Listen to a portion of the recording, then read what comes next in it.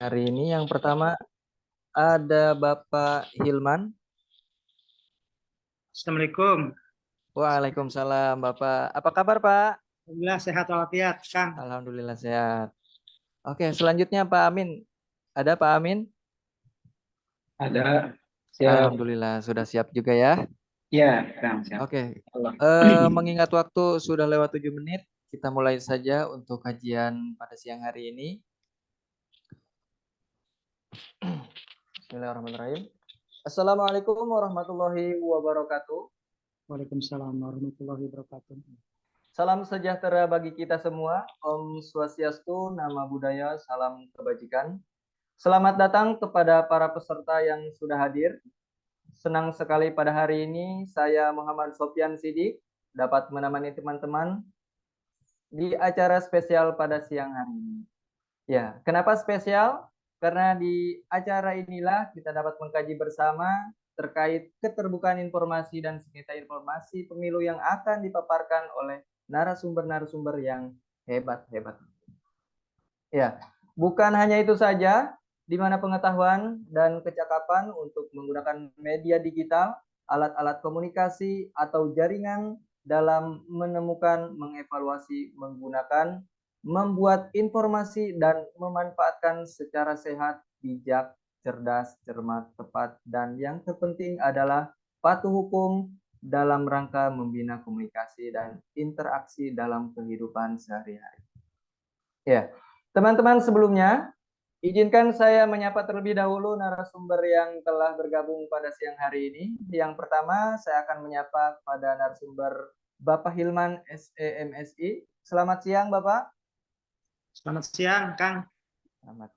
Oke. Baik, narasumber yang selanjutnya, Kang Amin Rohani. Selamat siang, Bapak.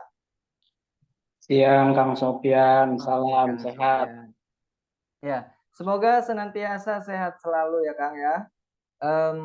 Sekali lagi kami ucapkan selamat datang kepada para sahabat, rekan-rekan semua di acara kajian mendorong keterbukaan parpol dalam untuk DPRD yang terbuka. Baik, sebelumnya izinkan saya akan membacakan term and condition untuk mengikuti kajian pada siang hari ini. Ya, untuk para peserta yang sudah hadir. Yang pertama, mohon untuk mute suara di Zoom meeting pada kajian siang hari ini. Yang kedua, tidak dalam posisi berbaring atau tidur. Yang ketiga, tidak dalam posisi mengendarai mobil karena itu sangat berbahaya atau tidak dalam posisi sedang berboncengan di kendaraan bermotor. Yang terakhir, tentu saja memakai pakaian yang baik dan sopan. Ya, diingatkan kembali kepada para peserta kajian pada siang hari ini, wajib menyalakan kamera selama kegiatan kajian berlangsung sehingga kami bisa melihat wajah dari teman-teman semua yang hadir. Ya, selanjutnya jangan lupa untuk mengganti nama peserta dengan format yang sudah saya sebutkan. Yang pertama, 4 digit terakhir dengan nomor komunitas, nama komunitas. Contohnya Muhammad Sofyan Sidik, saya dari Imadiklus Untirta. Ya, selanjutnya, bagi peserta yang akan mengajukan pertanyaan pada sesi hari ini, kami persilakan untuk menuliskan langsung di kolom chat box dan nanti akan ada rekan yang akan memilih dan tentunya akan saya bacakan dan saya akan sampaikan pada narasumber.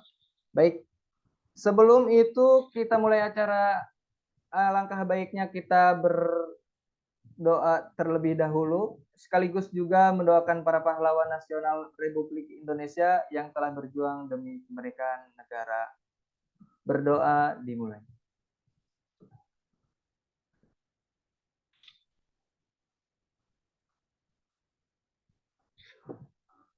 Ya, terima kasih. Untuk memulai acara pada siang hari ini, marilah kita menyanyikan lagu kebangsaan Indonesia Raya dengan sikap hikmat.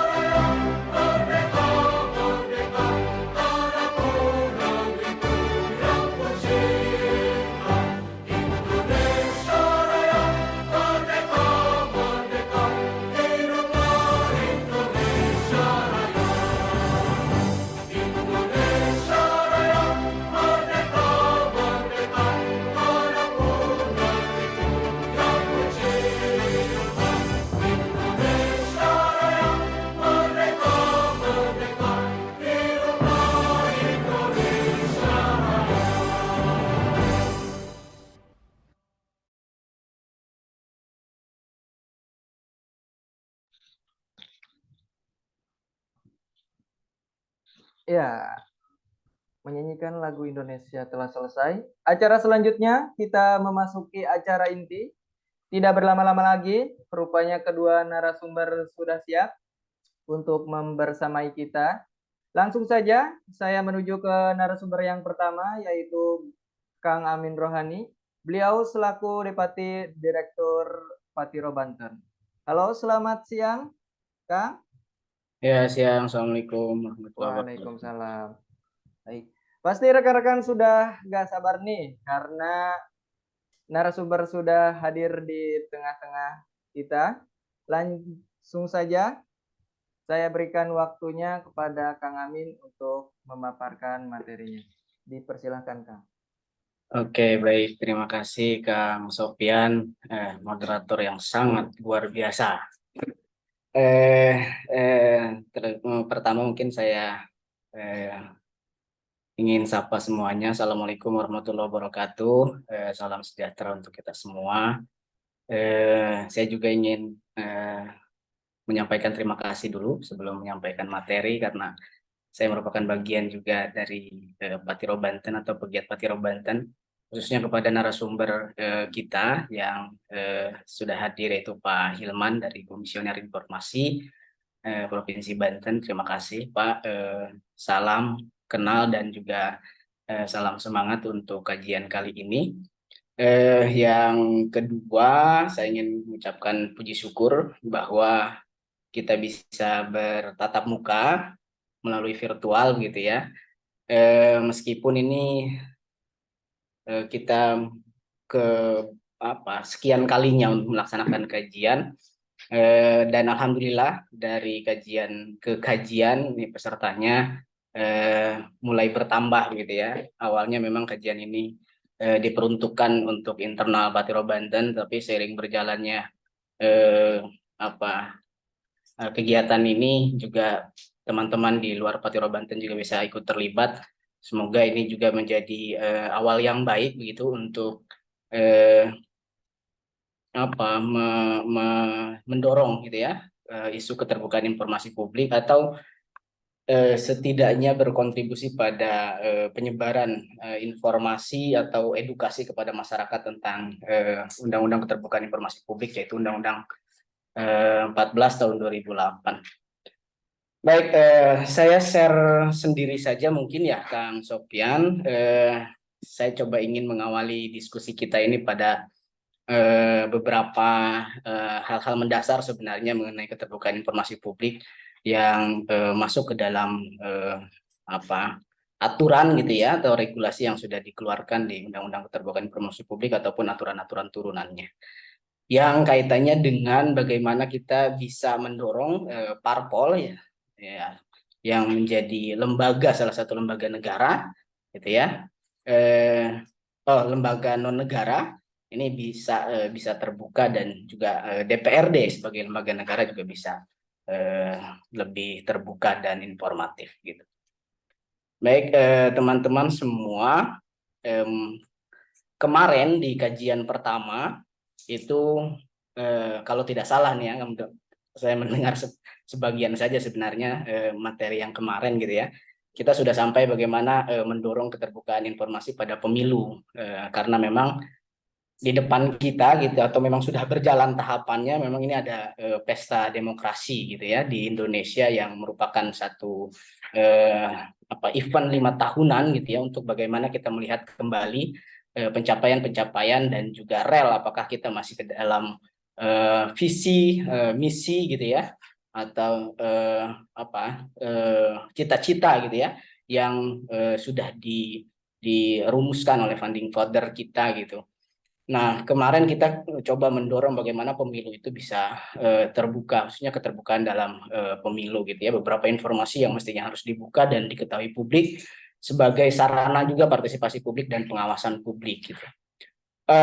Bagi teman-teman yang memang karena di sini beragam gitu, Pak Hilman gitu ya, dan Kang Sofian, ini mungkin ada yang sudah dia mengenal secara baik isu keterbukaan informasi publik ini gitu, dan ada juga yang memang baru pertama kali ikut gitu dalam pembahasan isu ini. Maka saya ingin memulainya dengan apa sih itu informasi gitu ya.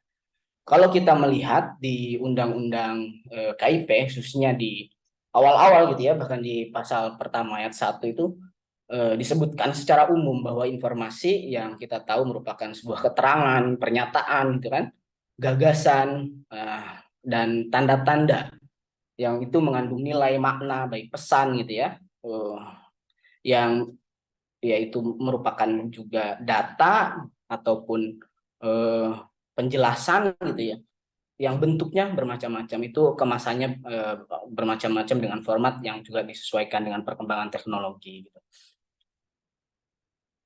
Itu secara umum gitu. Jadi teman-teman ketika kita masuk kepada pembahasan dan diskusi mengenai informasi publik gitu ya, atau keterbukaan informasi publik yang diatur dalam Undang-Undang Keterbukaan Informasi Publik nomor 14 tahun 2008, nah, kita bakal menemukan satu definisi dari apa sih itu informasi gitu. Nah, ini secara umum. Nah, lebih lanjut, kok nggak jalan? Nah, lebih lanjut informasi itu juga dimasukkan di sana untuk menjelaskan bagaimana informasi itu bisa dihasilkan, disimpan gitu ya, lalu juga bisa dikelola, nah dikirim dan juga diterima. Artinya ini lembaga negara atau negara ini bisa hasil dari kiriman atau hasil yang diterima gitu ya, suatu informasi itu oleh suatu badan publik yang berkaitan dengan penyelenggara dan penyelenggaraan. Nah, ini juga harus bisa dibedakan oleh teman-teman gitu ya, rekan-rekan semua, bahwa ini aktivitasnya gitu ya, ataupun kelembagaannya. Jadi penyelenggara dan penyelenggaraan, baik negara, badan publik lainnya yang sesuai dengan undang-undang ini, serta informasi yang berkaitan dengan kepentingan publik. Nanti kita akan mengenal berbagai kategori informasi yang kemudian itu menjadi informasi yang harus disampaikan atau diterima oleh lembaga publik. Kita tahu teman-teman semua, kalau kita ngomongin informasi ini, ini bukan isu nasional saja atau isu di dalam negeri saja gitu ya, karena ini sudah menjadi hak asasi manusia gitu, yang juga dibicarakan oleh internasional khususnya gitu. Jadi ini berkaitan dengan keterbukaan ini adalah kita sebagai lembaga negara khususnya gitu pada umumnya itu yang menjadi masyarakat internasional juga kemudian harus mengikuti.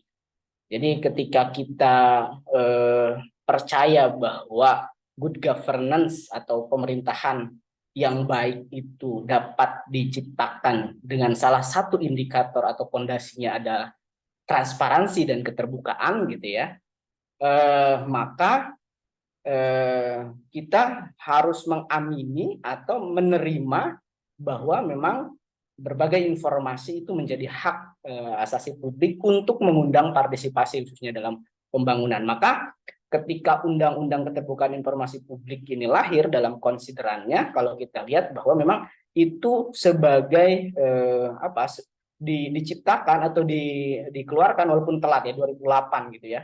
Sementara konsesi internasional itu sudah lama gitu. Di Indonesia baru 2008 undang-undang ini disahkan gitu, kemudian digunakan di 2010. Nah, itu sudah jelas bahwa memang untuk bagaimana mengundang partisipasi publik yang lebih luas lagi dalam mengawal gitu ya, dalam mengawal setiap aktivitas kegiatan yang kaitannya dengan penyelenggaraan negara gitu. Nah, teman-teman semua, itu sebenarnya sedikit saya coba mengulas gitu ya, untuk mengingatkan kita bahwa memang keterbukaan informasi publik ini adalah hak bagi masyarakat untuk bagaimana bisa berpartisipasi dalam pembangunan daerah ataupun pembangunan negara. Nah, kita masuk kepada apa sih itu badan publik, karena nanti kita coba akan melihat sebenarnya parpol dan DPRD itu adalah lembaga seperti apa dalam Undang-Undang Keterbukaan Informasi Publik gitu. Nah, pada ayat 3 pasal 1 itu sudah dijelaskan bahwa badan publik adalah lembaga eksekutif, legislatif, yudikatif, dan badan lain yang fungsi dan tugas pokoknya berkaitan dengan penyelenggaraan negara yang sebagian atau seluruh dananya bersumber dari APBN maupun APBD gitu ya.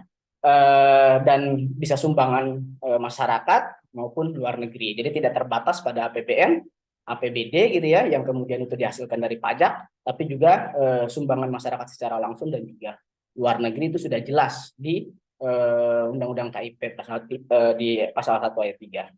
Jadi apakah karena kita ngomongin soal lembaga negara yang kita sebut DPRD dan juga partai politik gitu ya, lembaga non negaranya karena ada aturan yang nanti akan menyebutkan hal itu gitu.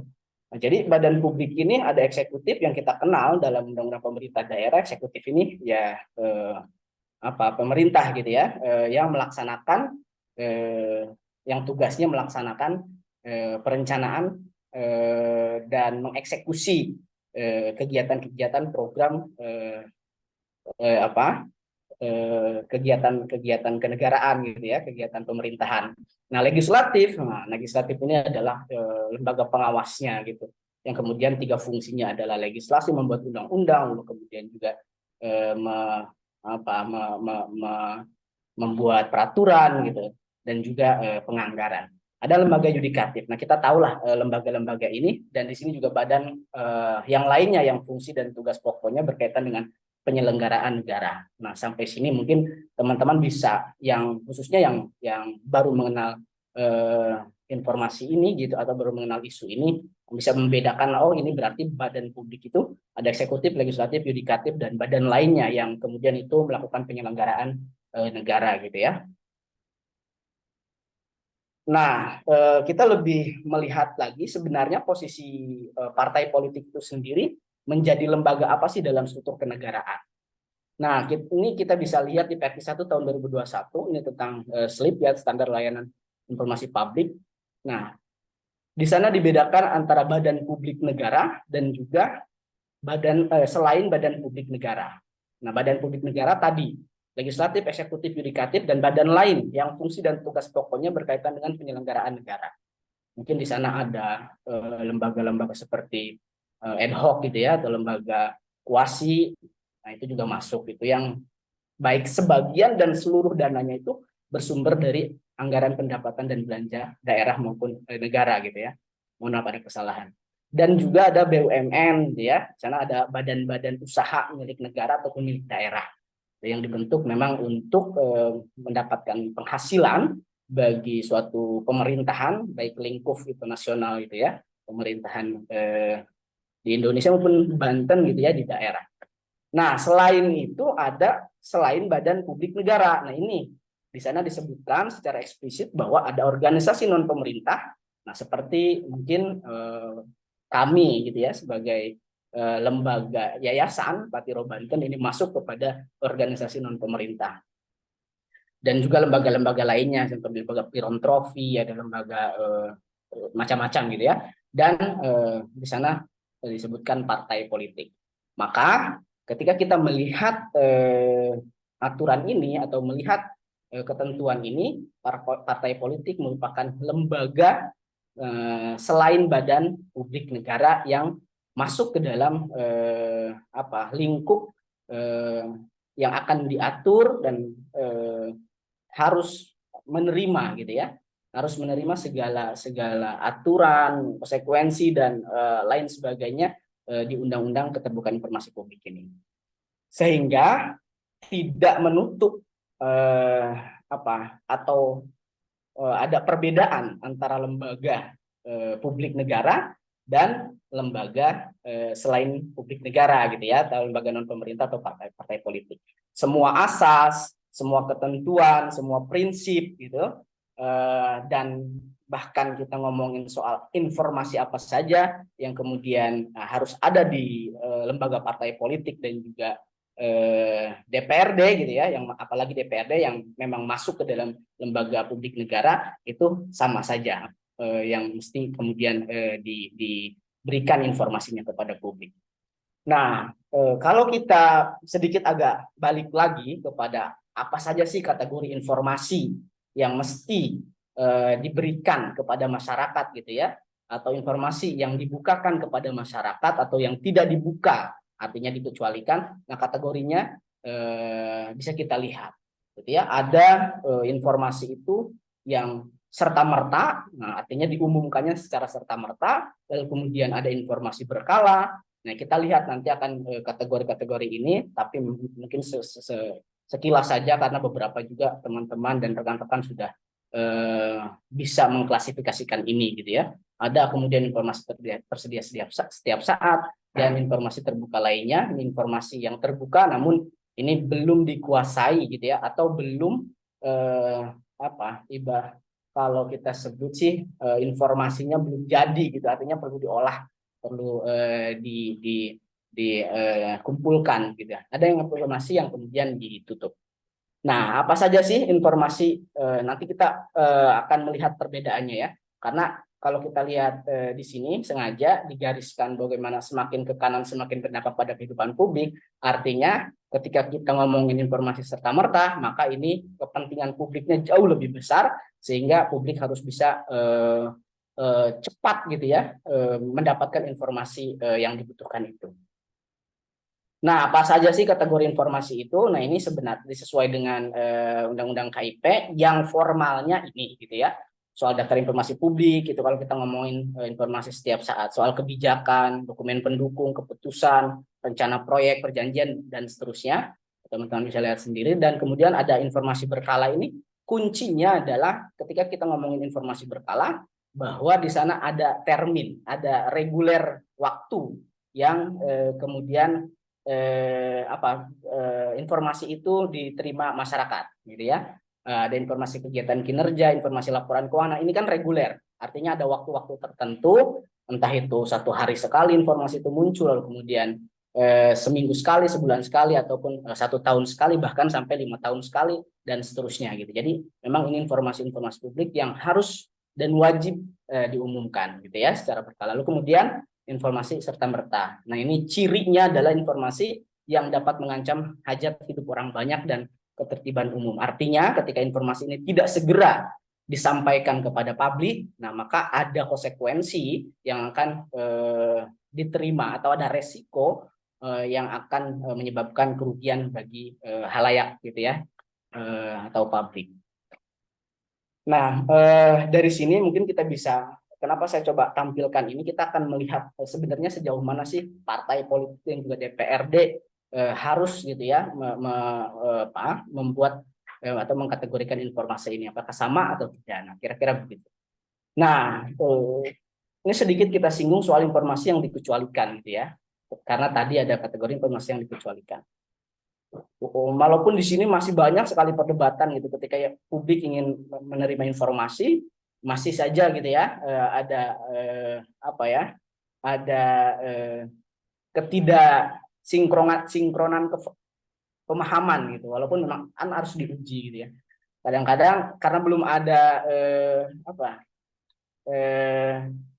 pengujian, gitu ya, tapi sudah dikecualikan, biasanya ini yang menimbulkan pro kontra, apakah informasi itu terbuka atau memang dikecualikan. Nah, pada prinsipnya dalam Undang-Undang KIP sudah dijelaskan bahwa informasi yang dikecualikan itu adalah informasi yang berkaitan dengan ketiga rahasia berikut ini, gitu. Contoh yaitu rahasia bisnis, rahasia pribadi, rahasia negara. Nah, rahasia bisnis ini kaitannya dengan haki, gitu ya, hak kekayaan intelektual, lalu kemudian persaingan usaha. Nah, itu nggak bisa tuh dibuka untuk publik, gitu ya, karena di sana ada undang-undang juga yang mengatur itu. Contoh di haki, gitu, pasti kita melihat, gitu ya, soal plagiarisme, soal apa, dari situ juga ada ketentuan yang kemudian itu informasi-informasi yang mungkin saja tidak boleh diketahui oleh publik. Lalu kemudian rahasia pribadi, di sana ada akta autentik, wasiat seseorang, rahasia pribadi, gitu ya. Bahkan kan kalau kita ngomongin rahasia pribadi di Indonesia sudah diatur juga, contoh Undang-Undang Perlindungan Data Pribadi. Nah, itu akan bertentangan tidak kalau seandainya informasi pribadi ini dibuka. Lalu kemudian bersinggungan dengan rahasia negara, menghambat penegakan hukum, gitu ya. Kemudian kalau dibuka datanya menghambat penegakan hukum, lalu membahayakan keamanan, mengungkap kekayaan alam. Nah, tentu ini kategori informasi yang dirahasiakan. Nah, itu sekilas teman-teman dan rekan-rekan semua kalau kita ngebahas dan diskusi soal Undang-Undang Keterbukaan Informasi ini, kita juga harus mampu mengklasifikasikan informasi dan mengkategorikannya gitu ya. Nah, lanjut kita masuk kepada partai politik. Nah, partai politik yang tadi merupakan lembaga juga lembaga atau badan publik gitu ya, yang berkategori non negara, artinya bukan legislatif, eksekutif gitu dan badan lainnya, tapi masuk kepada kategori di non pemerintah dan partai politik sudah jelas di Perki 1 tahun 2021 itu gitu ya kategorinya. Maka kalau kita ngomongin DPRD itu sama, apa-apa yang kemudian informasi yang harus diproduksi, diberikan, dibuka gitu kepada publik itu standarnya sudah masuk juga dalam Undang-Undang KIP dan juga diatur oleh Perki gitu ya, apa saja informasinya, jenis informasinya.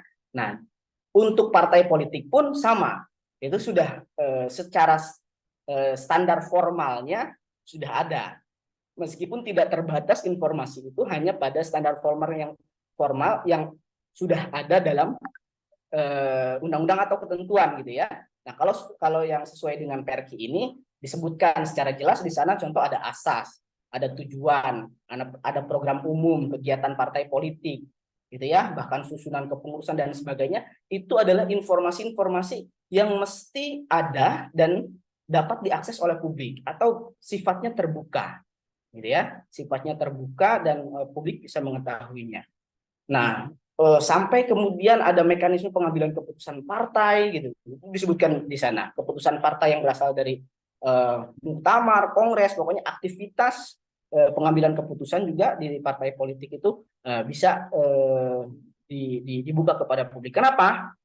Kok sampai begitu? Karena tadi balik lagi kepada definisi badan publik, bahwa mereka yang menerima sebagian atau seluruhnya anggaran gitu ya, itu bersumber dari pendapatan daerah. Kita tahu partai politik itu mendapatkan hibah. Kalau kita lihat gitu ya, data terbaru contoh di LHP 2022 gitu ya, di Provinsi Banten khususnya partai politik itu kalau total saya melihat ada 19 miliar gitu ya dana dari APBD untuk hibah partai politik. Dan itu setiap tahun mendapatkannya, bahkan diatur gitu ya dalam Undang-Undang Partai Politik tentang bagaimana penilaian suara itu juga dihargai atau dibiayai oleh negara gitu. Selain sumber dari negara atau daerah pun atau dari pendapatan gitu ya, itu kan juga ada anggaran publik di sana. Artinya ada anggaran iuran, sumbangan dari masyarakat gitu atau dari anggota partai politik itu sendiri yang kemudian juga harus pertanggungjawabannya dibuka kepada publik. Minimalnya adalah publik yang ada di partai itu sendiri. Lalu kemudian kalau kita ngomongin keterbukaan informasi parpol, memang saat ini masih sekali banyak tantangan gitu ya. Ini saya mengutip salah satu penelitian yang coba dilakukan itu, memang ini agak cukup lama ya, karena belum ada lagi tuh NGO maupun juga masyarakat sipil yang coba melihat sejauh mana sih keterbukaan informasi parpol. Walaupun dalam hal ini Komisi Informasi itu sebenarnya melakukan monef keterbukaan informasi juga kepada lembaga-lembaga dan lembaga-lembaga negara gitu ya, dan juga non negara, termasuk juga parpol gitu ya, karena kalau tidak salah di tahun 2022 juga ada gitu rilisnya hasil monef keterbukaan informasi publik di Provinsi Banten gitu ya, entah itu lembaga badan publik yang masuk ke dalam kategori lembaga publik negara maupun selain lembaga publik negara gitu, itu parpol itu ada. Coba di 2023 ini kita mungkin nanti sejauh mana Pak Hilman gitu ya akan menjelaskan kepada kita sejauh mana sih sebenarnya keterbukaan informasi publik, apakah ada data terbaru untuk hasil monef dari lembaga khususnya partai politik gitu. Nah, kalau kami melihat gitu, dan ini juga menjadi perhatian gitu dari teman-teman masyarakat sipil, secara manajerial kalau kita lihat parpol tidak memiliki sumber daya manusia yang baik. Artinya ya kita bisa kategorikan lah gitu ya, mana parpol yang kemudian melakukan kaderisasi yang cukup bagus dan juga yang tidak gitu. Nah, itu kita bisa lihat sehingga kita sering menemukan gitu bagaimana tempat juga kantor untuk aktivitas politik itu jarang. Artinya kalau di hari-hari biasa kadang-kadang kantornya sangat sepi gitu ya karena tidak ada aktivitas di sana. Nah, baru kemudian saat ada pesta demokrasi seperti saat ini, itu cukup cukup ramai gitu ya. Nah, itu juga masih terlihat bagaimana ketidakkonsistenan parpol atau partai politik ini dalam membangun sumber daya khususnya kader gitu ya, mengkader manusia untuk menjalankan partai politik itu sendiri. Yang selanjutnya, parpol tidak menjadikan tata kelola keuangan partai juga memiliki kapasitas, jadi tidak menjadikan tata kelola keuangan partai ini maksud di sini adalah mempunyai kapasitas, artinya yang mengelolanya kapasitasnya masih belum mumpuni gitu ya.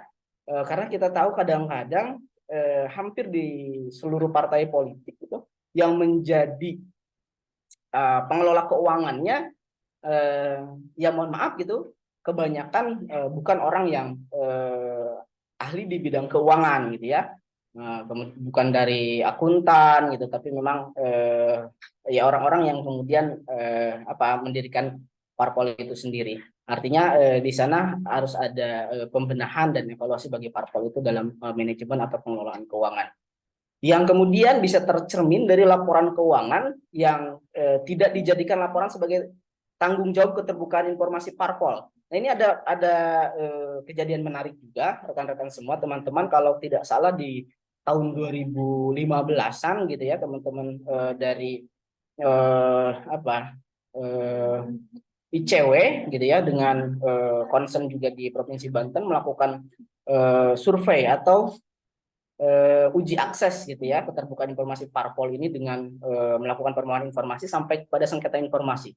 Dari 10 parpol yang kemudian jadi target survei gitu ya, dari 10 parpol itu hanya 3 parpol yang kemudian mau memberikan dokumen, kalau tidak salah waktu itu adalah laporan pertanggungjawaban gitu ya. Walaupun masih terbatas kepada laporan pertanggungjawaban penggunaan dana yang bersumber dari APBD saja, padahal mestinya tidak terbatas dari situ gitu ya, karena parpol bukan hanya menerima dana hibah saja dari pemerintah daerah gitu, dalam hal ini adalah Kesbangpol, tapi juga ada sumber-sumber lain yang kemudian harus dipertanggungjawabkan kepada publik gitu.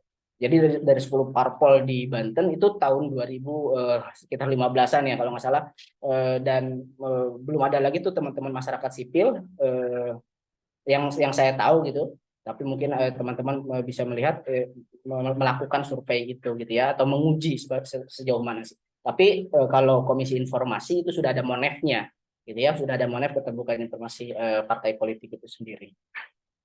Nah, lalu kemudian kalau kita ngomongin tantangan keterbukaan informasi di DPRD, nih, kami melihat atau saya coba kemudian mengamati gitu ya. Jadi publikasi dokumen masih minim. Ini kita bisa lihat teman-teman semua, kalau lembaga negara maupun non negara ini sudah dikatakan badan publik, pasti mereka akan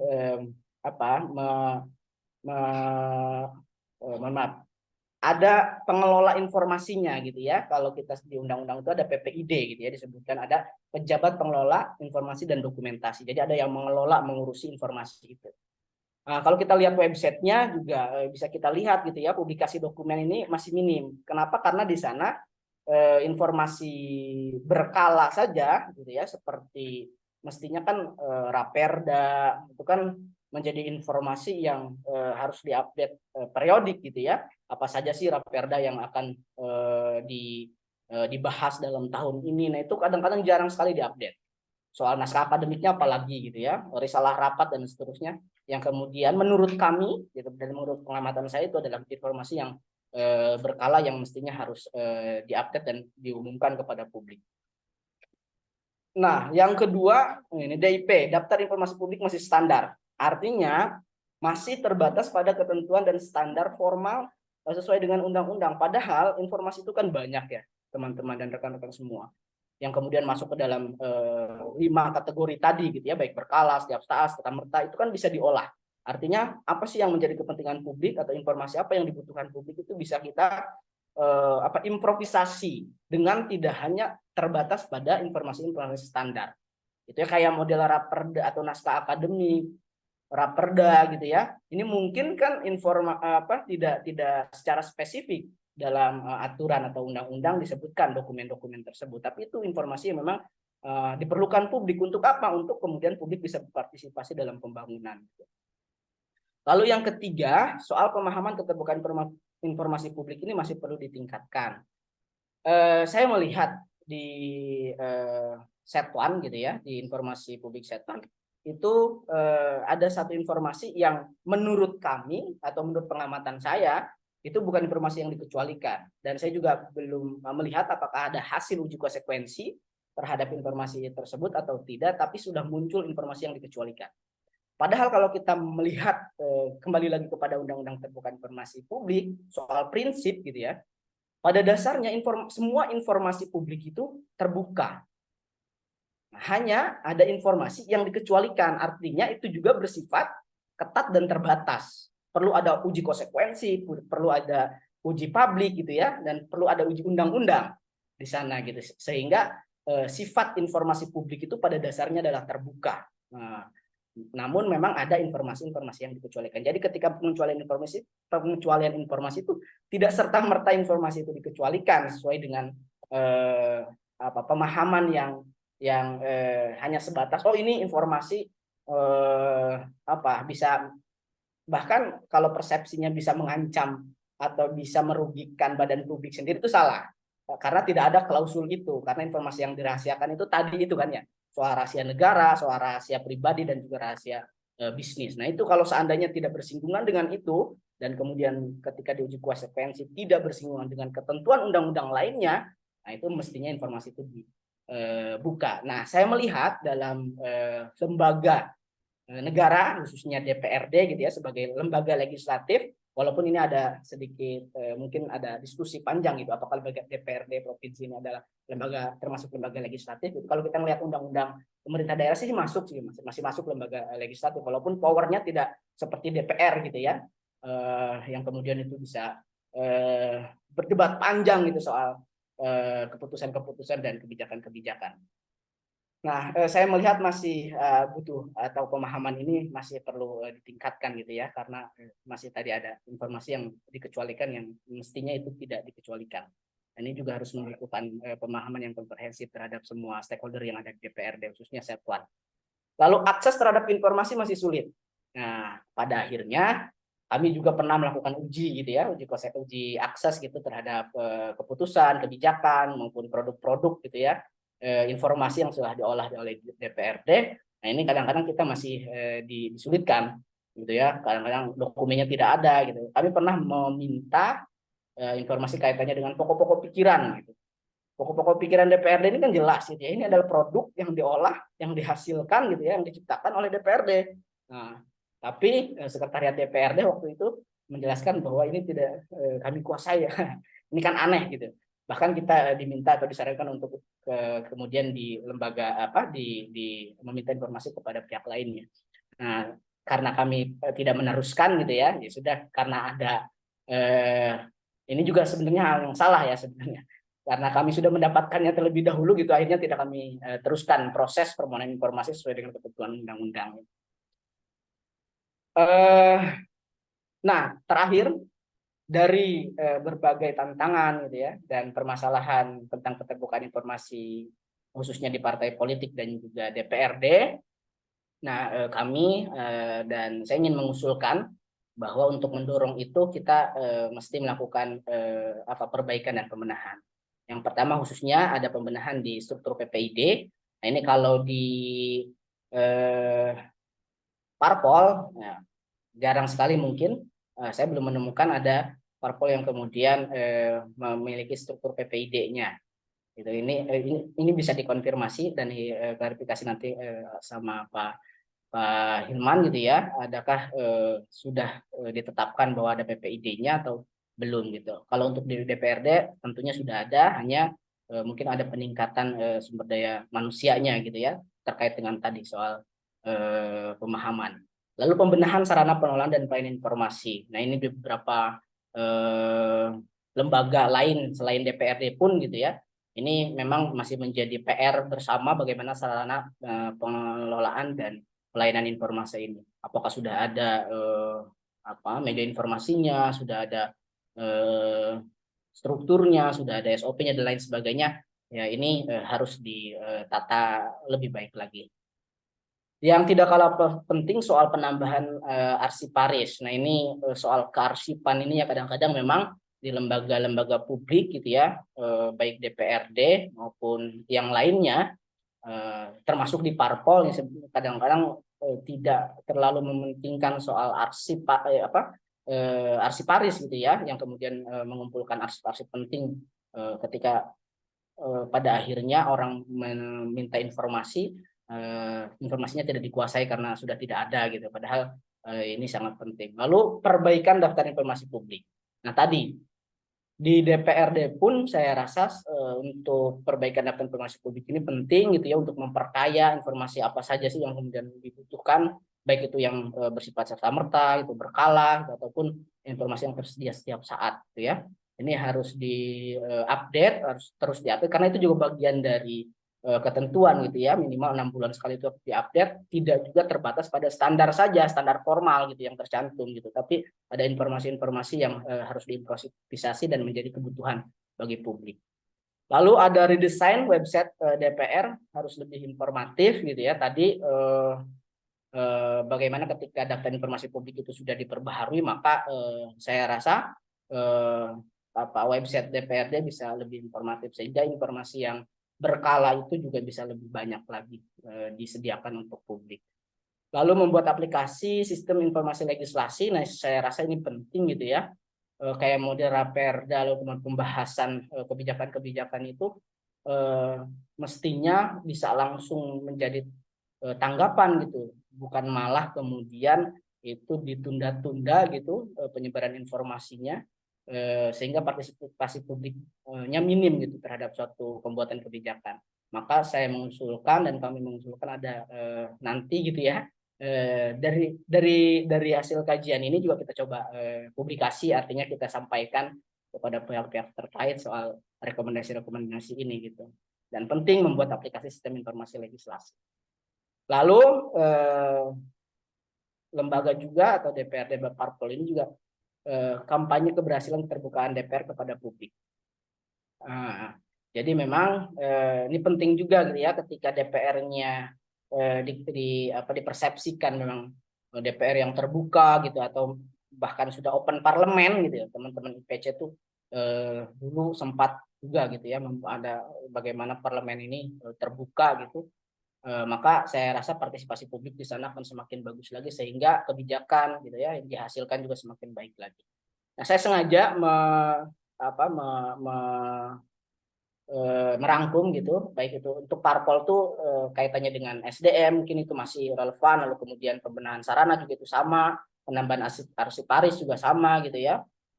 Walaupun kalau di parpol tuh belum sampai ke sini gitu ya, soal perbaikan daftar informasi publik.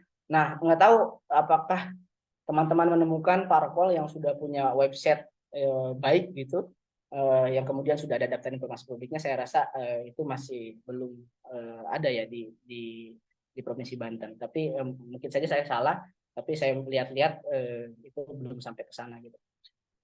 Nah itu rekan-rekan dan teman-teman, terima kasih atas waktunya. Nanti selanjutnya kita diskusi dan mungkin beberapa klarifikasi dan juga penambahan informasi juga akan disampaikan narasumber kedua oleh Pak Ilman dari Komisioner Informasi, yang memang sehari-hari melihat dan mengamati bagaimana lembaga-lembaga ini dalam hal soal keterbukaan informasi publik. Sekian dari saya, terima kasih. Mohon maaf mungkin agak panjang. Tadi saya lupa berapa menit saya berbicara gitu ya. Terima kasih moderator, mohon maaf atas segala kekurangan dan kesalahan. Saya akhiri. Assalamualaikum warahmatullahi wabarakatuh.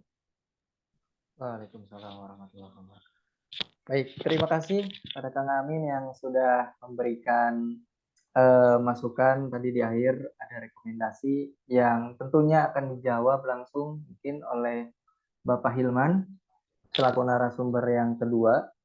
Ya, mungkin teman-teman yang sudah hadir di sini sudah tidak sabar untuk bertanya karena kita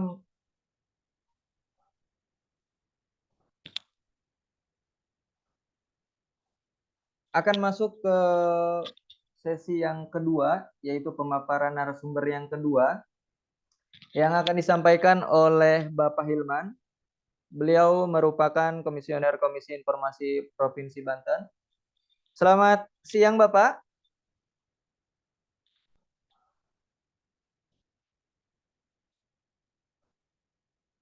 Selamat siang, Kang Sofian. Sehat? Ya, alhamdulillah, Bapak. Gimana kabarnya, Pak Hilman? Ya, Kang. Alhamdulillah sehat, Kang. Alhamdulillah sehat Alhamdulillah walafiat. sehat. Baik, sudah siap untuk memaparkan materinya, Bapak? Baik, Kang. Ini izin sudah tampak ya di layar ya. Ya, langsung saja Bapak. Waktu dan tempatnya saya persilahkan untuk Share memaparkan. screen-nya dari saya sudah nampak di layar. Ya, sudah nampak Bapak. Materi warahmatullahi wabarakatuh. Selamat siang dan salam sejahtera untuk kita semua. Yang saya hormati Pak Moderator ya, Pak Sofian, dan yang saya banggakan teman kita yang sudah jelas dan terang benderang ya menjelaskan tentang keterbukaan informasi publik, yaitu Pak Amin Rohani ya, Pak Amin. Alhamdulillah kita bisa bertemu di dalam forum ini.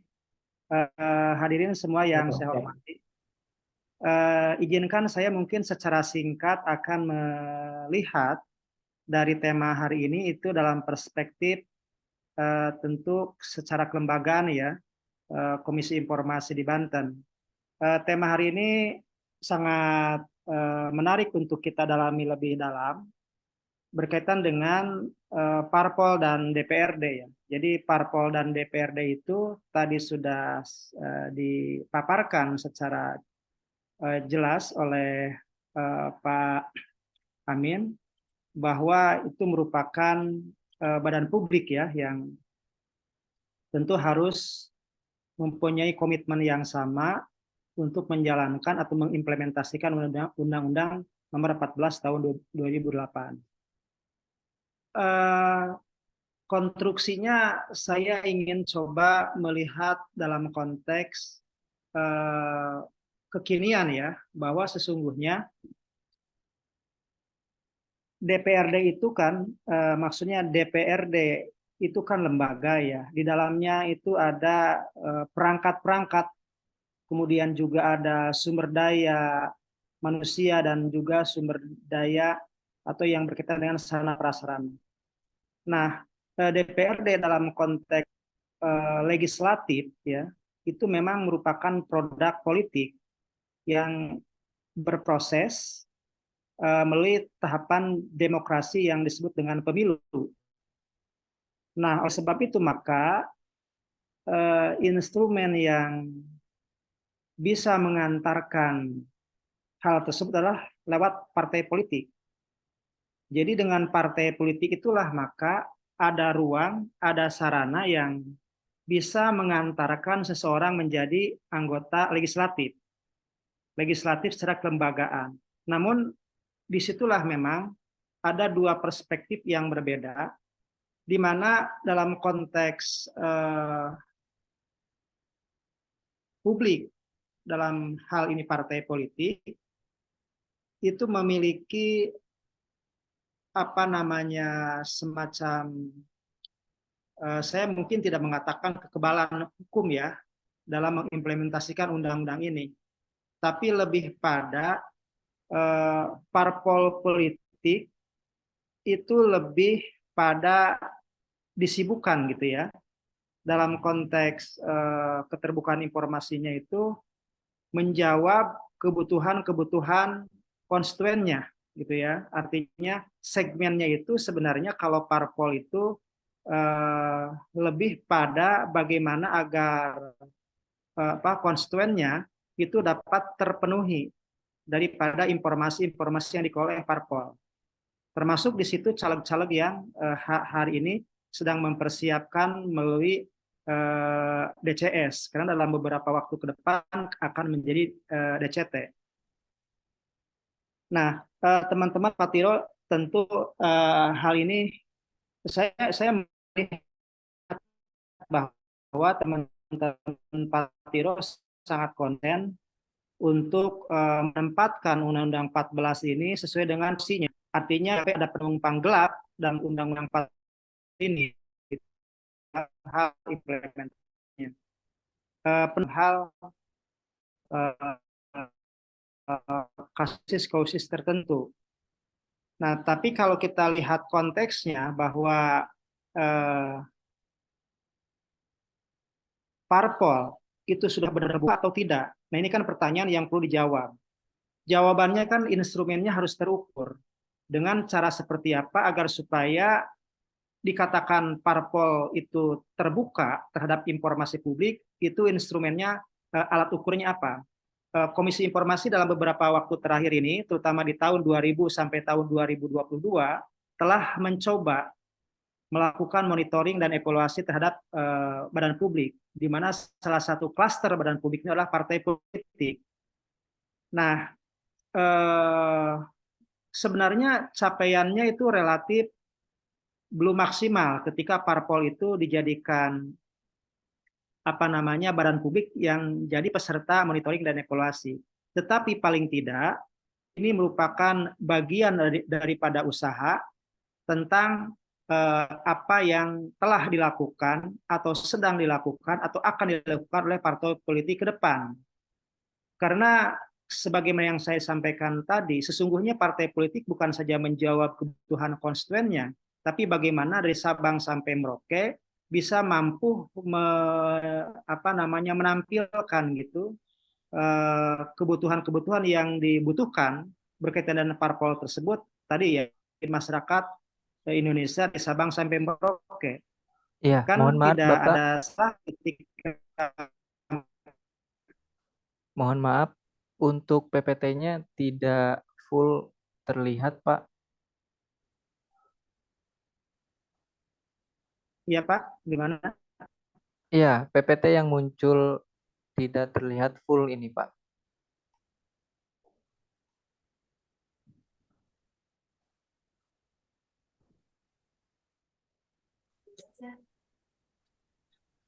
Mungkin bisa di stop Gimana? share.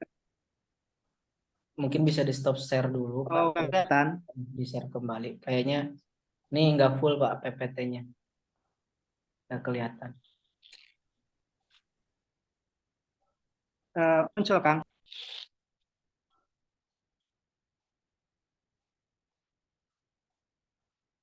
Di share kembali, Pak, untuk PPT-nya. Mungkin tadi ada yang error.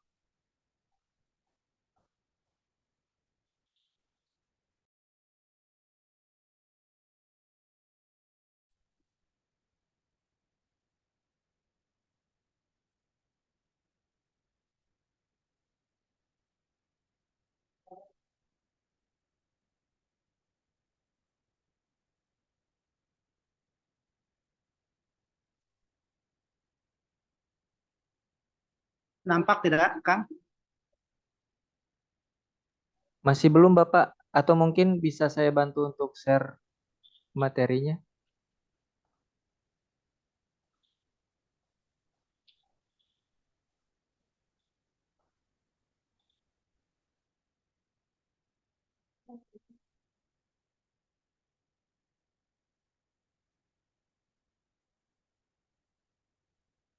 Sudah muncul Kang.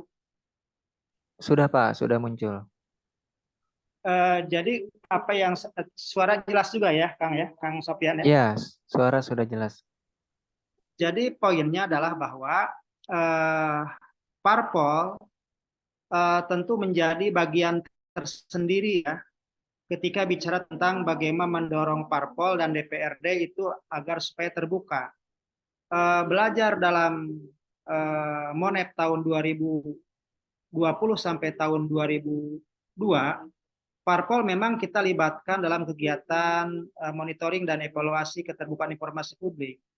Tapi saya melihat bahwa hasil yang dicapainya itu relatif belum memuaskan ya. Ini sejalan dengan apa yang disampaikan oleh Pak Amin tadi.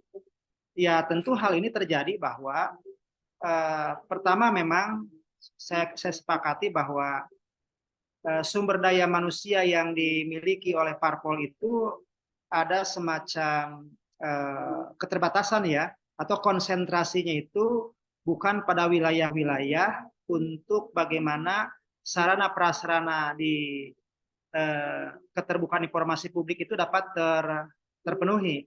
Jadi memang masih ada kendala di dalam sisi itu.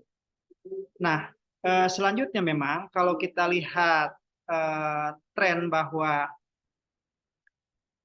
untuk pemilu tahun 2024 ini memang saya juga sedikit ini juga ya, bukan karena kebetulan kali ya, bahwa hari ini tanggal 14 September itu kita mengadakan kegiatan seperti halnya FGD ini. Kemudian apa namanya,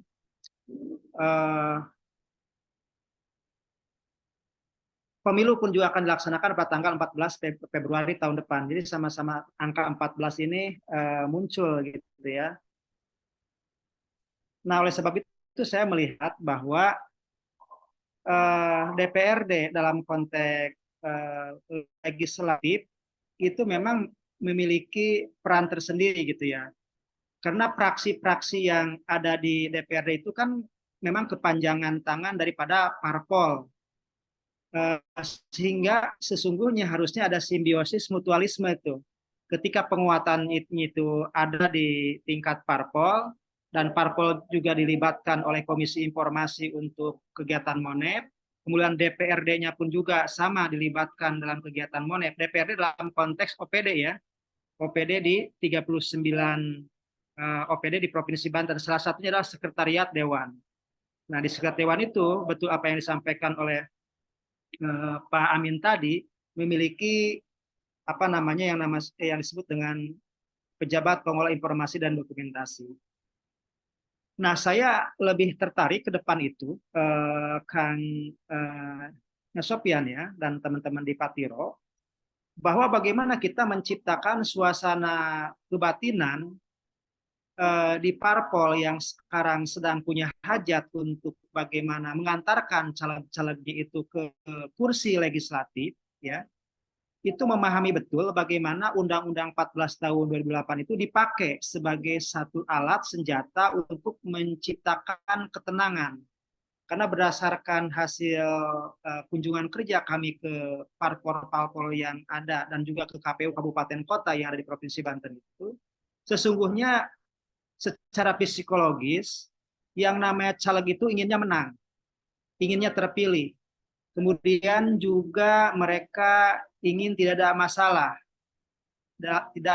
dalam proses apa namanya penghitungan ya, penghitungan suara. Nah, saya barangkali ingin juga mengajak teman-teman di Patiro, bagaimana ke depan itu kita ciptakan atau buat kegiatan ya Pak Amin, dengan melibatkan para caleg-caleg yang ada di parpol-parpol itu. Karena kita punya Perkis 1 tahun 2019 tentang prosedur penyelesaian sengketa informasi pemilu. Nah, ini berbeda dengan apa namanya penyelesaian sengketa yang sifatnya informasi publik yang umum. Jadi ada keistimewaan bagi para caleg atau para peserta pemilu itu untuk menggunakan Perkis 1 tahun 2019 itu untuk memastikan, menjamin agar supaya data informasi-informasi yang dikelola Bawaslu dan KPU itu termasuk DKPP bisa membuat rasa aman gitu dari para caleg itu. Kenapa? Karena secara faktual Pak Amin ya dan juga Pak Sofian, teman-teman semua, itu caleg itu ya, jangankan caleg, Bawaslu saja mau minta informasi ke KPU itu mendapatkan kesulitan. Nah, walaupun teman-teman Bawaslu sempat menyinggung Undang-Undang 14 tahun 2008. Nah, biarkanlah saja itu kan lembaga dengan lembaga. Tapi kalau bicara tentang caleg yang di situ di dalam hanya parpol, lalu kemudian akan terakumulasi menjadi legislatif di DPRD kabupaten, kota, ataupun provinsi, ini penting ini.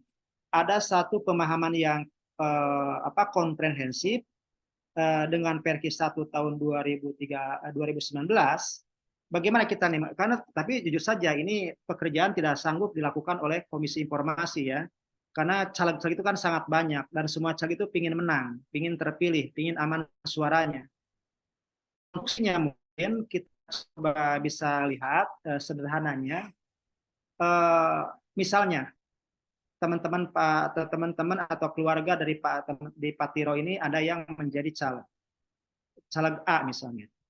Nah, bagaimana suaranya itu biar merasa pasti pasca penghitungan suara di TPS, kemudian direkapitulasi di tingkat PPK dan KPU Kabupaten Kota, bagaimana bisa mendapatkan C1 yang akurat gitu ya dari Bawaslu ataupun KPU. Memang ada prosedur yang perlu ditempuh, diantaranya adalah memohon informasi kepada PPD yang dari KPU atau PPD yang di Bawaslu. Tunggu 30 hari. Kalau permohonan informasi yang normal yang biasa di luar perkara pemilu itu 10 hari kerja. Kalau ini cukup 3 hari. Nah, tunggu jawabannya. Kalau tidak dijawab selama 3 hari, maka hari keempatnya bisa mengajukan keberatan kepada atasan PD, KPU, dan Bawaslu. Nah, kemudian kita tunggu 2 hari apakah tidak menjawab. Kalau menjawab, ya selesai. Kalau tidak menjawab, maka dianggap bisa mengajukan tidak puas ya, dan permohonan sengketa ke Komisi Informasi Banten. Dan apabila hal ini terjadi di dalam pemilu tahun 2024, ini akan ada akselerasi ya, putusan-putusan yang cukup signifikan di KI apabila di 8 kabupaten kota itu parpol-parpol memiliki pemahaman yang sama untuk mengamankan, untuk menyadarkan caleg-caleg itu punya hak yang sama. Terkecuali kalau caleg itu barangkali atau parpol itu sudah punya jago-jagonya tersendiri gitu ya, itu urusan lain. Tapi secara umum tentu memang ruang keterbukaan informasi publik bagi caleg-caleg itu juga harus dibangun oleh teman-teman NGO yang ada di Provinsi Banten. Dan KI siap untuk membackup itu semua. Nah, oleh sebab itu mungkin saya akan coba melihat dari perspektif lain bahwa mendorong keterbukaan informasi bagi parpol itu adalah penting. Penting seperti halnya menjamin agar supaya suara parpol itu tidak hilang. Saya ibaratkan seperti itu. Kemudian mendorong DPRD untuk bagaimana menjadi terbuka instrumen yang sudah kita siapkan, Pak Sofian ya dan teman-teman semua. Memang tahun ini kita Komisi Informasi sedang melakukan tahapan monitoring dan evaluasi. Tahun ini ada 4 klaster nih. KI menyampaikan membuat klaster. Pertama klaster OPD. Nah, OPD itu dari 39, salah satunya adalah Sekretariat DPRD Provinsi Banten yang kita akan monitor. Kemudian juga klaster pemerintah kabupaten kota, badan usaha milik daerah, dan termasuk LNS yang ada di Provinsi Banten. Yang menarik memang dalam konteks DPRD, betul apa yang disampaikan Pak Amin tadi, siap tidak PPD DPRD-nya itu misalnya terbuka, karena kan bicara DPRD bicara kelembagaan.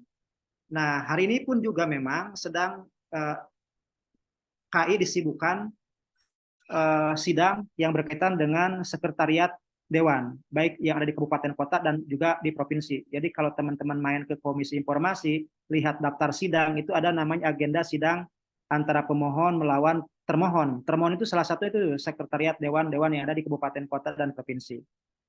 Nah, ini ada apa? Bisa terjadi seperti itu. Kalau saya melihat subjek atau yang dimintakan itu seputar bagaimana transparansi di dalam DPRD itu juga terbangun. Di antaranya misalnya berapa jumlah anggaran yang diterima oleh DPRD, kemudian berapa jumlah kali reses, siapa yang hadir, mana dokumentasinya, berapa jumlah transport yang diterima oleh oleh anggota DPRD itu seputar seperti itu aja. Memang ada juga yang menyampaikan Pak Sofwan ya, Pak Amin dan teman-teman sekalian, itu ada juga yang minta kwitansi dan faktur-faktur itu yang berkaitan dengan perjalanan dinas.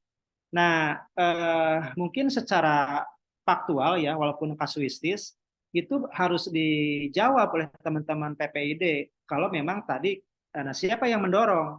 Yang mendorong ya tentu kita semua, termasuk teman-teman dari NGO yang tadi. Kalau berkaitan dengan itu kan memang termasuk informasi yang berkala ya, karena harus diupdate yang disampaikan oleh Pak Amin tadi. Saya ingin langsung masuk kepada payung hukum memang yang sudah ada di Provinsi Banten.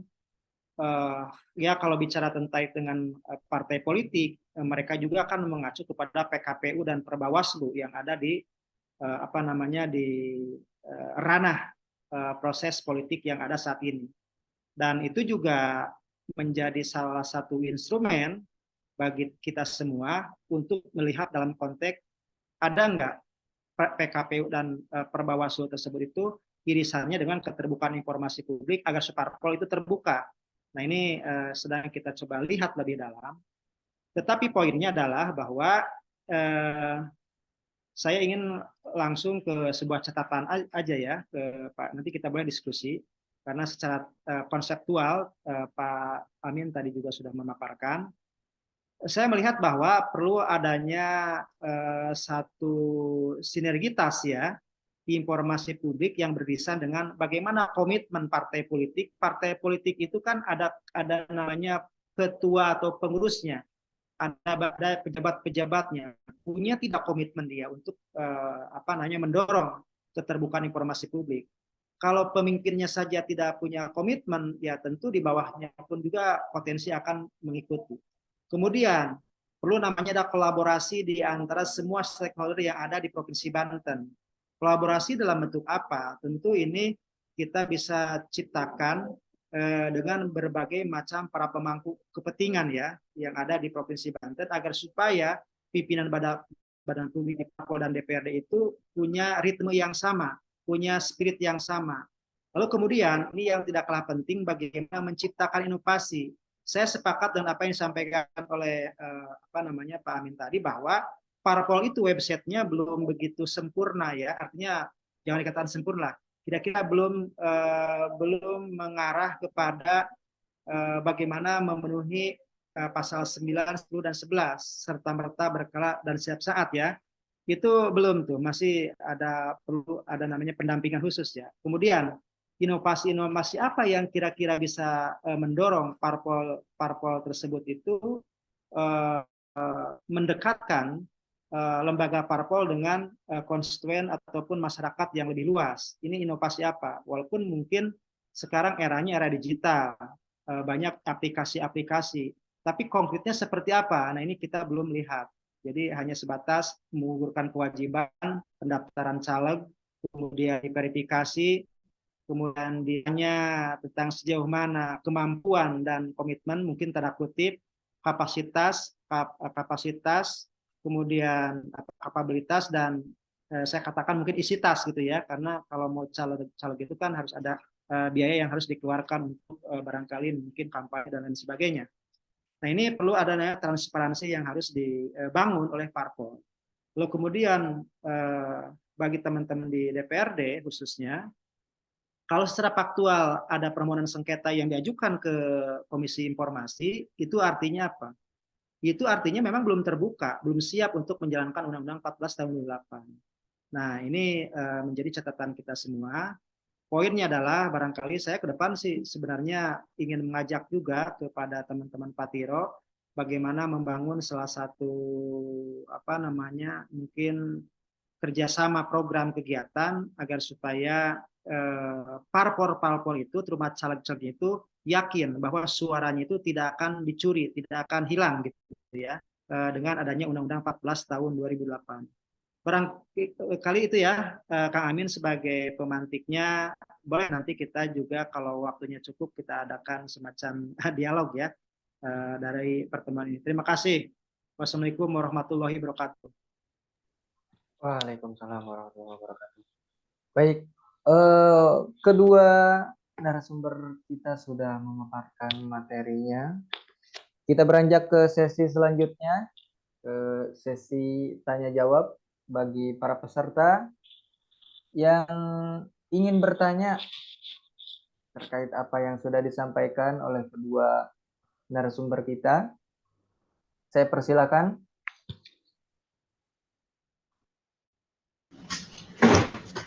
Saya Sob mungkin. Ya, silakan Kang. Ya. Assalamualaikum Pak Ilman. Punten. Waalaikumsalam Kang Panji. Aduh, orang punya nama ini Kang Panji, luar biasa. Iya, saya menarik banget sih tadi itu mendengar paparan Pak Ilman nih. Emang enaknya kalau ketemu langsung sih Pak ya. Mohon maaf nih, kemarin belum ketemu, jadi lewat virtual aja deh, biar nanti mudah-mudahan bisa disebarkan ke yang lain juga nih. Pak Ilman tadi cukup menarik, ada kasus terkait di awal proses pemilu saja ini tiba-tiba KPU dan Bawaslu ini bersengketa informasi, walaupun lewat DKPP ya Pak ya. Ya itu ya. Saya agak ini juga nih ketika KPU Bawaslu bersengketa informasi, tapi malah di DKPP. Cuman yang jadi hitungan saya juga informasi yang diminta oleh Bawaslu ini kan nyerempet ke informasi pribadi sebenarnya. Nah, ini juga jadi menarik juga untuk dikaji bagaimana informasi yang dikecualikan, dan juga udah ada undang PDP ini ya, perlindungan data pribadi ini. Nah, ketika data pemilih itu dibuka,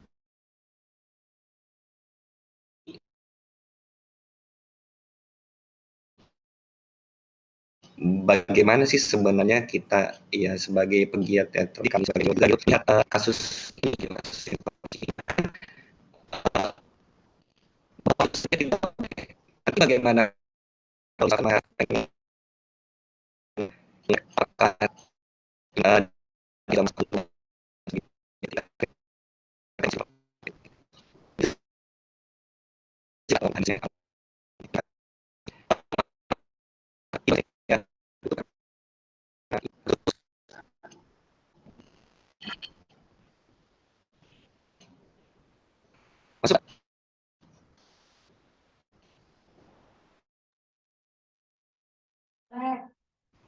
Suaranya Kang jelas, Kang Sofian.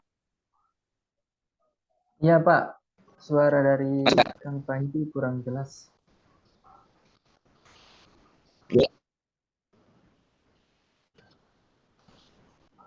Ya, suara dari Kang Panji tadi kurang jelas di akhir. Saya kurang jelas ya. Mohon maaf ya, saya tutup video Hilang kan ya. suaranya ini ngeresak-ngeresak. Jadi Pak, terkait yang bukan kedengaran Masih Kang, masih putus-putus suaranya.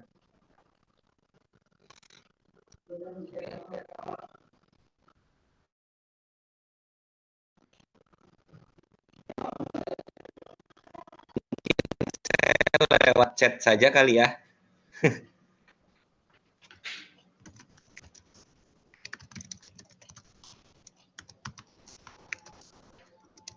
Suara saya sudah terdengar, Sob?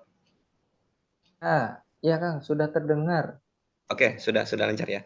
Oh ya, jadi terkait saat ini yang terjadi antara KPU dengan Bawaslu, ini kan menurut saya juga hal yang cukup menarik, Pak, karena ada kejadian baru tadi malam saya diskusi dengan PPS bahwa diklaim ada kasus salah satu PPS itu dicopot gara-gara memberikan informasi kepada Panwas gitu. Yang walaupun saya belum tahu di mana itu kejadiannya gitu kan. Nah, ini cukup menarik juga terkait informasi publik dalam proses pemilu ini. Karena kan memang informasi data pemilih ini saya masih ragu untuk mengklasifikasikannya, apakah dia masuk informasi yang dikecualikan absolut, apakah dia ada beberapa yang harus diburamkan atau bagaimana gitu kan. Sedangkan antar penyelenggara pemilu saja itu ternyata belum satu pemahaman. Posisi masyarakat kan sebenarnya juga membutuhkan informasi itu, jelas, karena untuk berpartisipasi dalam pemilu. Cuman terkait yang saat ini sedang terjadi itu antara Bawaslu dengan KPU, menurut pandangan Bapak itu seperti apa sih sebenarnya objek permasalahannya gitu harusnya disikapinya. Terima kasih Pak.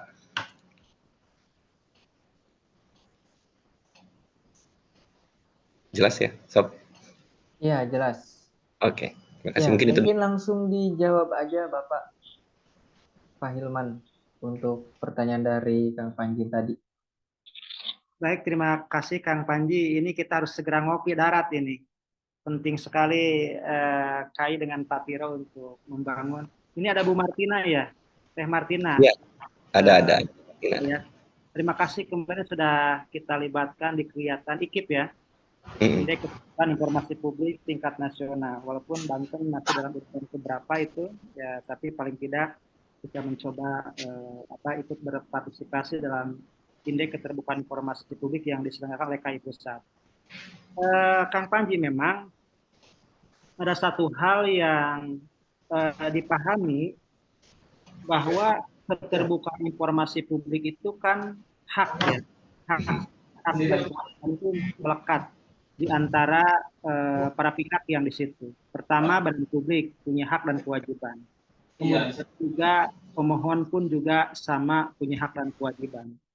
Memang pertanyaannya itu kalau KPU dengan apabila Bawaslu meminta informasi kepada KPU berkaitan dengan data ataupun akses merasa dipersulit oleh KPU, maka sesungguhnya itu kan hubungan kelembagaan di antara sesama para penyelenggara.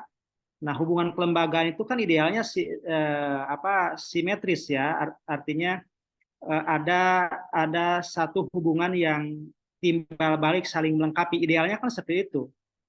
Apalagi menyangkut masalah keterbukaan informasi publiknya. Poinnya di situ. Artinya tidak harus ada mungkin tanda kutip konflik ya. Konflik berkaitan dengan adanya keterbatasan akses dari KPU Bawaslu. Nah, disitulah barangkali saya melihatnya peran DKPP yang lebih dominan. Makanya kan ranahnya sekarang udah masuk ke DKPP.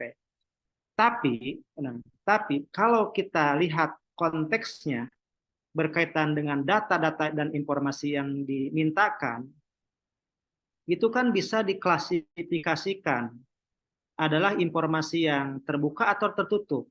Nah, poinnya di situ. Saya mungkin harus lihat konteksnya. Ini minta informasinya secara datanya apa gitu ya. Karena kan masih sifatnya umum itu. Nah, kalau bicara terkait dengan informasi boleh atau tidaknya, tentu konsep sekarang itulah semua informasi itu terbuka kecuali yang dikecualikan. Artinya semua itu kan berarti besar. Banyak informasi-informasi yang semua sangat terbuka. Sedikit yang dikecualikan. Apa yang sedikit? Yang sedikit pun juga dibatasi dengan adanya uji konsekuensi. Uji konsekuensi itu bagaimana mekanismenya? Tentu sederhananya teman-teman Patiro juga memahami bahwa yang bisa menilai itu informasi dikecualikan atau tidak sesuai dengan undang-undang ya Komisi Informasi. Walaupun dalam konteks hasil uji konsekuensi oleh lembaga, misalnya KPU, mengatakan bahwa ini informasi yang dikecualikan. Nah, apa dasar-dasarnya itu harus dipaparkan secara jelas dan terang benderang agar supaya pemohon atau pengguna informasi itu termasuk Bawaslu menjadi paham apa yang menjadi kecualikan. Tapi kalau misalnya Bawaslu merasa tidak yakin terhadap apa yang disampaikan oleh KPU tentang itu informasi dikecualikan, perlu memang ini, tapi sebenarnya ini tugas KI Pusat ya. Tapi kalau di Provinsi Banten ada terjadi seperti itu, kita siap menggelar perkara itu. Kalau misalnya sampai ke ranah sengketa, karena sederhana sebenarnya. KPU mengatakan informasi yang dikecualikan, ya. Kemudian Bawaslu tidak meyakini itu informasi yang dikecualikan, maka harus ada pihak yang mengajukan permohonan sengketa ke Komisi Informasi. Nah, hasil uji konsekuensi itu akan dinilai secara objektif ya dengan berbagai macam perangkat-perangkat aturan-aturan yang ada oleh Komisi Informasi. Apakah kita menguatkan hasil uji konsekuensi yang dilakukan oleh KPU atau memang membatalkan hasil uji konsekuensi yang dilakukan oleh KPU tersebut. Jadi poinnya di situ tuh. Ya kalau sekarang kan masih dalam wacana dialektika apa yang terjadi di kedua lembaga tersebut. Maka kita tunggu saja DKPP menyelesaikan perkara ini seperti apa. Apakah betul melanggar kode etik karena menghalang-halangi atau mempersulit akses Bawaslu terhadap data-data yang dimiliki oleh teman-teman KPU. Itu Kang Panji ya, secara umumnya seperti itu. Jadi lihat dulu konteksnya apakah misalnya itu informasi yang dikecualikan atau tidak. Kalau informasi yang dikecualikan itu memang sangat jelas sekali di pasal 17 Undang-Undang 14 itu. Ada beberapa misalnya rahasia pribadi, by name, by phone, by address, terus kemudian riwayat kesehatan atau hak kekayaan intelektual dan lain sebagainya itu sudah jelas.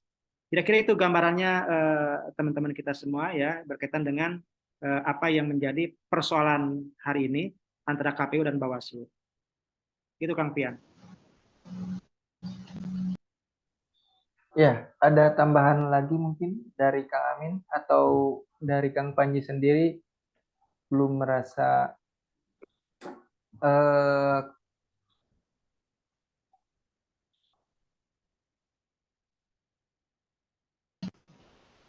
ya, gimana Kang Panji? Apa ada yang ingin disampaikan saya lagi rasa sudah jelas apa yang terkait jawaban yang sudah disampaikan Pak Hilman?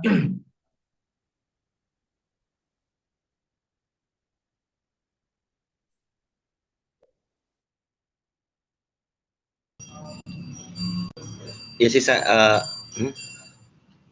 ya halo. Oke. Sebentar ada tukang siomay, Pak. Halo? Kedengaran, Sob? Iya, terdengar. Ya. Oke, makasih Pak Hilman. Ini emang jadi cukup menarik sih selain hubungan antar kelembagaan gitu. Karena kan menurut kami dulu itu saya Pak waktu 2019 itu kan melihat DPT itu dipasang di tempat publik gitu ya. Jadi seolah-olah nama pemilih itu menjadi ya memang menjadi informasi publik yang di dalamnya itu TPS berapa, alamatnya termasuk sampai namanya juga gitu kan walaupun tidak ada NIK dan lain-lainnya. Cuman akhirnya saya jadi tergelitik juga ketika dengan kasus ini.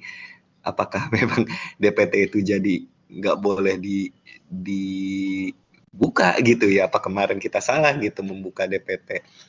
Nah, tapi tadi jawaban terkait uji konsekuensi juga cukup menarik sih. Emang saya juga ingin tahu apakah KPU itu melakukan uji konsekuensi atau tidak. Cuman kan ini kan nantinya bayangan saya ketika DKPP memutuskan itu akan menjadi jurisprudensi untuk ke bawahnya gitu ya, untuk ke bawahnya untuk memberikan atau membuka atau menutup informasi gitu. Dan khawatirnya ini justru akan menjadi chaos secara sosial gitu Pak kan karena dalam proses pemilihan ini. Nah, kalau versi Bapak sendiri Pak, ini saya nggak ngomong soal uji konsekuensi harus melakukan uji konsekuensi itu ya. Tapi versi dari pemilu-pemilu sebelumnya dan menurut Bapak sebenarnya memang DPT ini boleh tidak dipasang di publik seperti yang biasa sudah dilakukan selama ini gitu. Karena kan itu kan yang menjadi bagian dari kami untuk mengadvokasi apakah ada orang yang sudah masuk DPT atau belum gitu kan sebagai masyarakat sipil dan sebagainya. Itu Pak. Langsung Kang Pian. Ya, langsung Bapak. Betul Pak, itu bahwa DPT itu informasi publik. benar-benar informasi publik. Berapa jumlah DPT yang ada di satu TPS, berapa jumlah DPT yang ada di satu kabupaten dan kota, berapa jumlah DPS di provinsi, termasuk jumlah DPT di seluruh Indonesia. Boleh tidak diakses? Boleh, karena itu merupakan produk dari badan publik yang namanya KPU itu untuk bisa diakses oleh semua pihak ya. Tapi memang kalau di DPT ini kan di situ tercantum ada nama ya, ada nama, kemudian di TPS-nya berapa. Tapi kalau sudah menyangkut misalnya ada nomor handphone, kemudian ada identitas pribadi yang sifatnya privat, itu tidak karena di dalam DPT pun juga hanya nama dan alamat saja, kalau nama dan TPS ya, TPS-nya berapa. Nah, ini kewenangan KPU untuk mempublish. Kan sebelum DPT itu ada namanya daftar pemilih sementara ya, DPS itu. Nah, dari DPS kemudian kan menjadi DPT. Kalau DPT saja sudah tidak terbuka, berapa jumlahnya, siapa-siapanya, itu bagaimana akuntabilitas, transparansi sebagai prinsip daripada penyelenggaraan pemilu itu kan ada namanya langsung, umum, bebas, rahasia. Itu kan itunya ya, asasnya. Ada prinsipnya tuh, transparansi, kalau nggak salah akuntabilitas, kemudian kepastian hukum dan lain sebagainya itu. Mungkin teman-teman KPU itu lebih. Tapi poinnya transparansi itu kan harus tercipta di situ. Ini irisannya dengan Undang-Undang 14. Poinnya DPT itu adalah informasi publik yang harus bisa diakses oleh siapapun itu. Bahkan yang utama ya pemilih itu sendiri ya. Karena kalau pemilih kan sangat berkepentingan, ada atau tidak nama kita dalam DPT.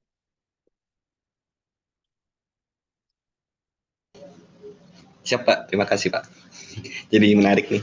Nanti mungkin harus ngopi Min sama Pak Hilman. Segera ini kita agendakan, pemilu jangan ramainya kami pemilu ke sana, saja. Kita nggak ada diskusi ini, aduh penting ini.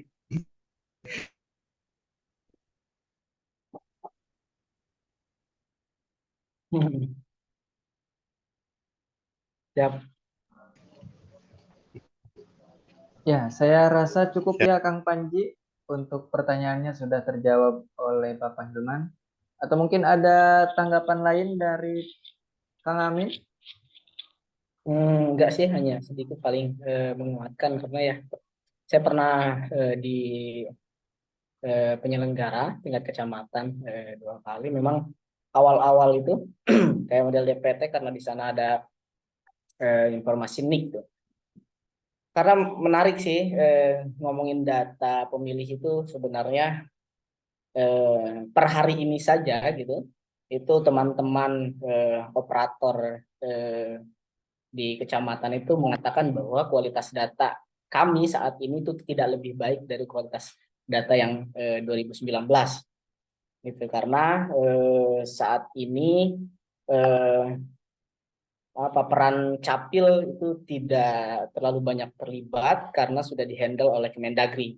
Artinya ada DP4 disebutnya, itu DP4 itu daftar pemilih awal gitu yang kemudian tercatat di Kemendagri gitu ya, hasil dari capil itu disandingkan dengan data pemilih tahun terakhir, artinya pemilu terakhir gitu. Nah, itu disandingkan. Nah, dulu ada juga mungkin disandingkan lagi dengan data yang dari capil, jadi tidak terbatas dari DP4 saja tuh. Karena akses pemilih itu, akses pencatatan sipil itu kan sebenarnya dia berubah-ubah gitu ya, dan ya karena sistem pemilu kita itu masih belum begitu baik menurut saya gitu, karena di sana data contoh orang meninggal itu tetap akan muncul di DP4 sehingga kita berulang-ulang kali atau setelah beberapa kali pemilu itu melakukan hal yang sama. Artinya ada ketidakefisienan pekerjaan sebenarnya. Karena kita harus melakukan pemutakhiran data tuh, Pak Hilman. Setiap tahun pasti akan ada pemutakhiran data walaupun sudah ada digagas contoh ada data berkelanjutan. Artinya kalau orang meninggal ya itu harus sudah dicoret dalam DPT gitu.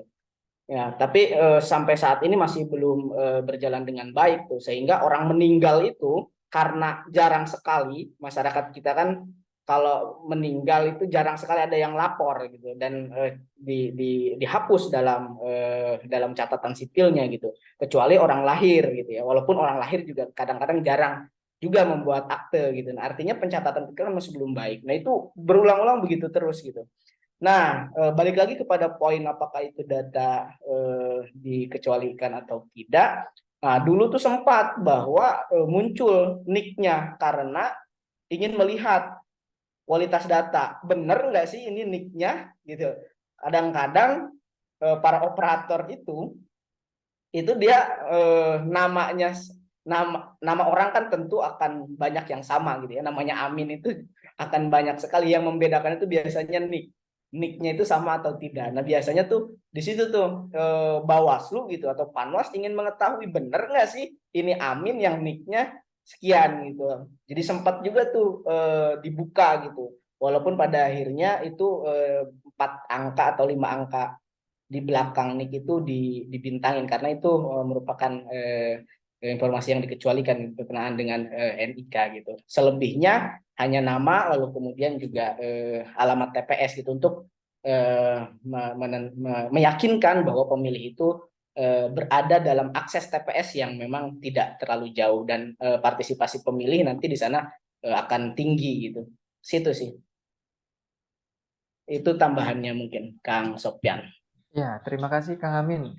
Ya, kita selain beranjak ke peserta yang lain nih yang mau bertanya.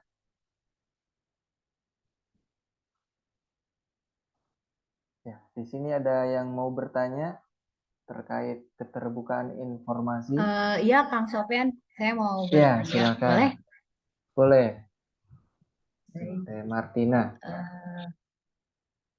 Baik, terima kasih kepada Kak Sofyan selaku moderator yang sudah memberikan kesempatan ya ke saya untuk menanyakan. Eh,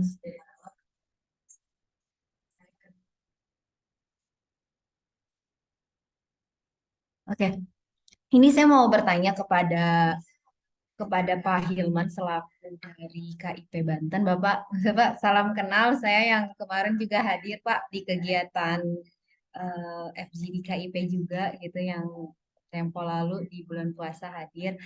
Eh, saya mau bertanya nih Pak terkait yang keterbukaan informasi yang dari DPRD.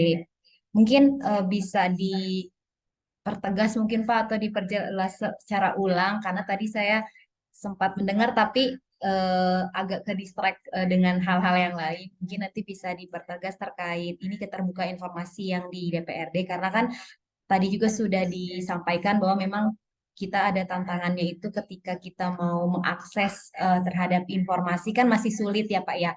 Salah satunya itu seperti pokok-pokok pikiran yang ada di DPRD itu saya pribadi sendiri pun juga kemarin ketika bersama dengan Pak Tiro Banten mengajukan atau meminta permohonan data berupa pokok-pokok pikiran dari DPRD itu sampai sekarang pun juga kayak harus gimana ya Pak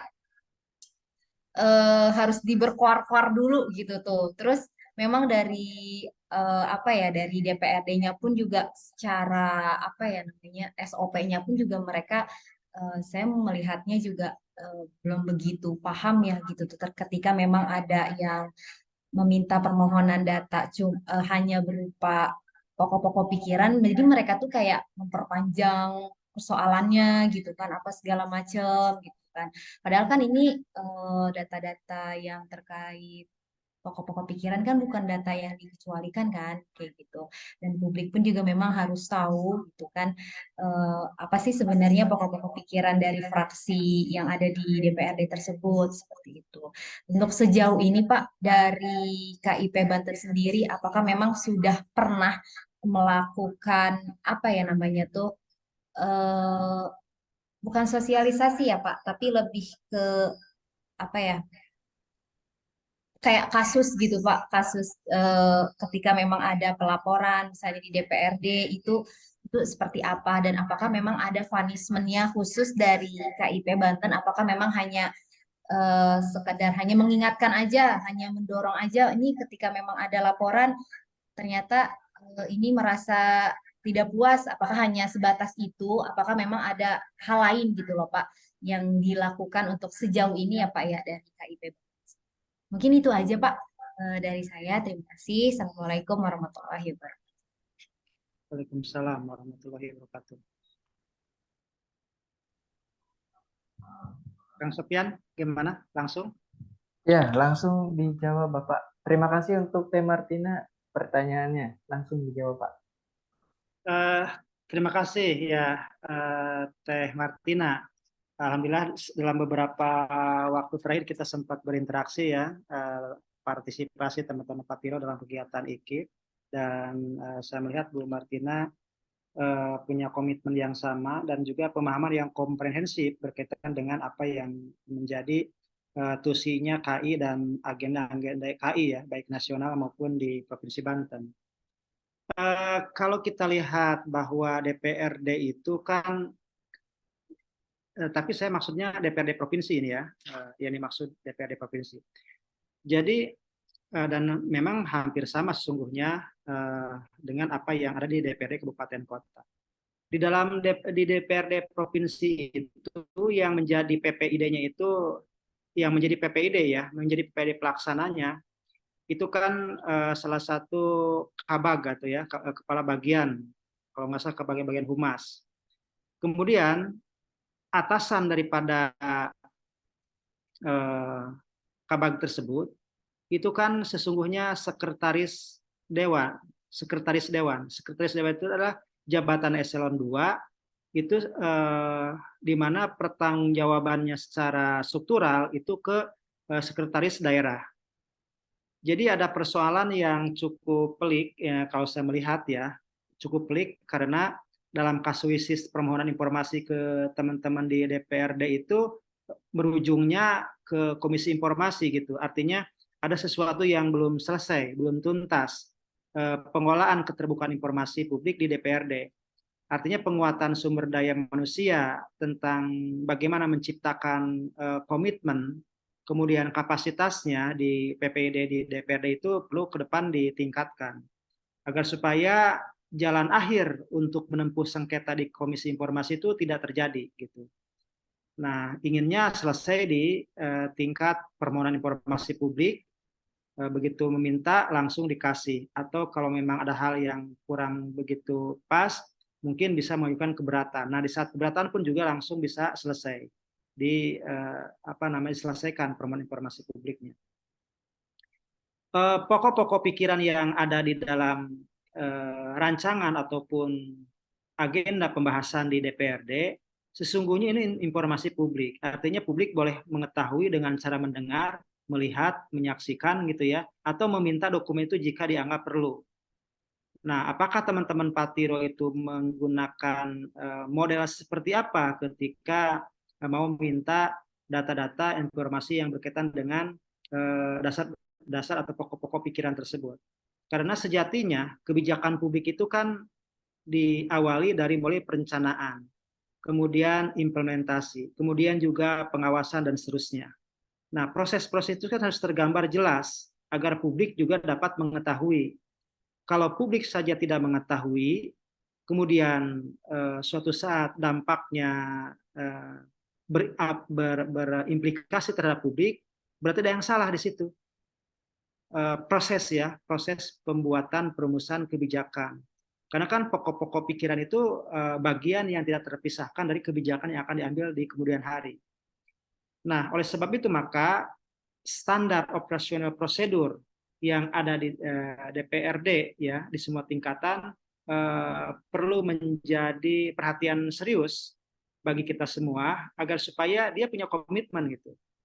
Nah, namanya badan publik, ranahnya legislatif itu sama, harus tunduk dan patuh dan menjalankan secara murni dan konsekuen berkaitan dengan Undang-Undang 14 dan 8. Nah, ini poinnya ya, Teh Martina ya. Kasusnya memang apa punishment yang bisa diberikan? Ya sederhana saja sesungguhnya. Kalau hal itu tidak diberikan oleh teman-teman DPRD, kemudian teman-teman itu juga mengajukan sengketa ke Komisi Informasi, hanya ada 3 putusan penting yang akan diberikan atau diputuskan dalam putusan tersebut. Yang pertama adalah putusannya mengabulkan semua permohonan pemohon ya yang tadi diminta itu gimana apa pokok pikiran itu. Atau yang kedua mengabulkan sebagian dari apa yang diminta oleh pemohon. Ketiga, yang terakhir adalah menolak seluruh permohonan pemohon. Jadi 3 konstruksi putusan akhir itulah yang kemudian menjadi payung hukum untuk dilaksanakan oleh para pihak yang bersengketa di KI. Walaupun di situ ada batas waktu 14 hari untuk menjalankan putusan Komisi Informasi. Kalau di dalam 14 hari itu para pihak lebih dari 14 hari tidak menjalankan putusan tersebut, maka masuk kepada delik aduan. Delik aduan yang bisa nanti pengeksekusiannya di pengadilan. Memang ada sanksi administratif dan sanksi pidananya, setahun dan maksimal 2 tahun apabila badan publik tidak memberikan data-data hasil putusan Komisi Informasi.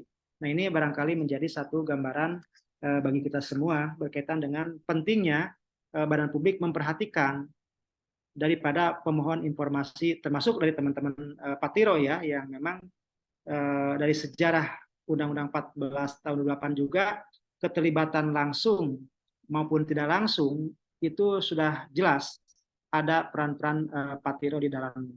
Terima kasih, itu kira-kira seperti itu, Pak. Kang Amin. Kang Sopian ya. Ya, terima kasih Bapak untuk jawabannya. Bagaimana Teh Martina? Ada tambahan lain mungkin?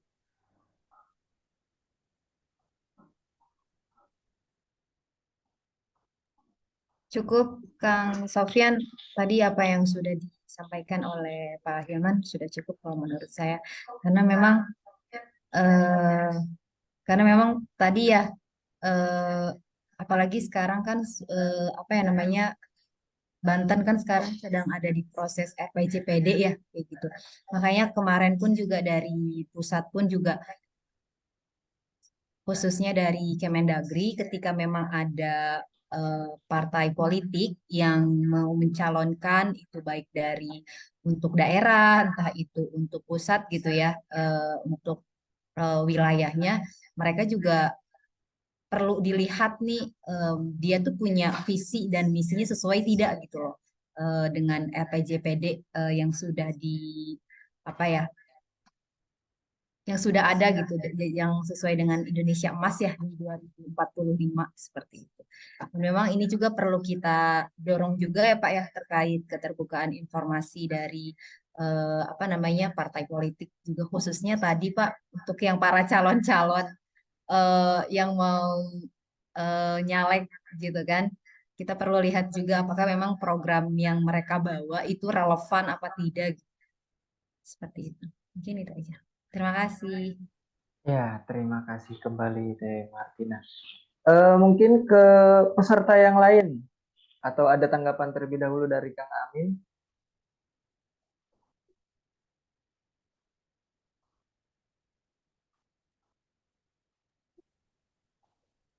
Cukup saya rasa, Kang Sopian, lanjut. Ya, ya. Terima kasih Kang Amin.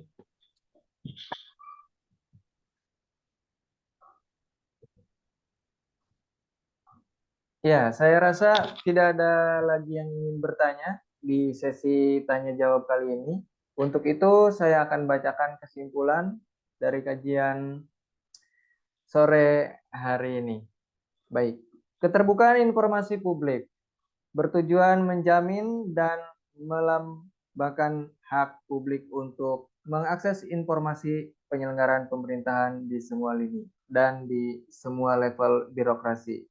Sekaligus demi mendukung pentingnya pengawasan rakyat terhadap badan-badan publik yang nantinya akan menjadi faktor pendorong dalam menciptakan dan mewujudkan penyelenggaraan negara yang baik, yaitu dengan transparan, efektif, dan efisien. Oke, di sini saya sebagai moderator. Sebelum kita keluar dari Zoom ini, mari kita buka sebentar kameranya. Kita akan ada sesi foto bersama terlebih dahulu.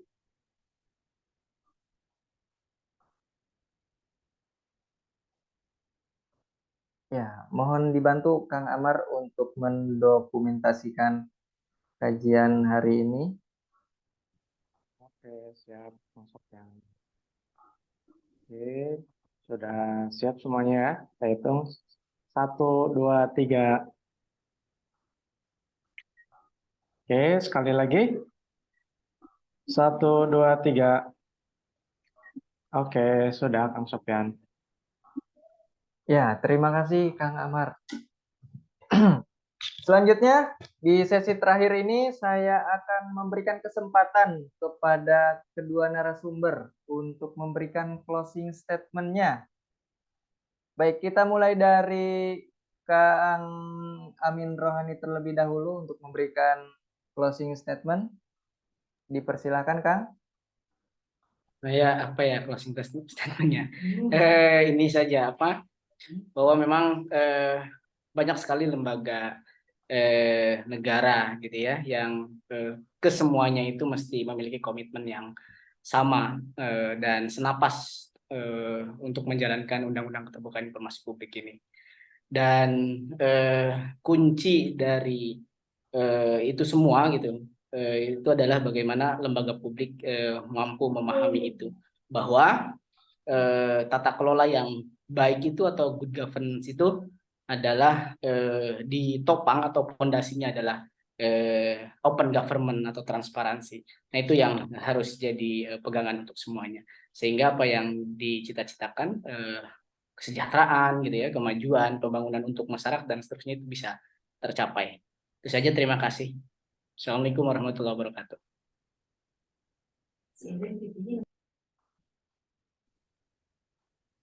Ya, terima kasih Kang Amin.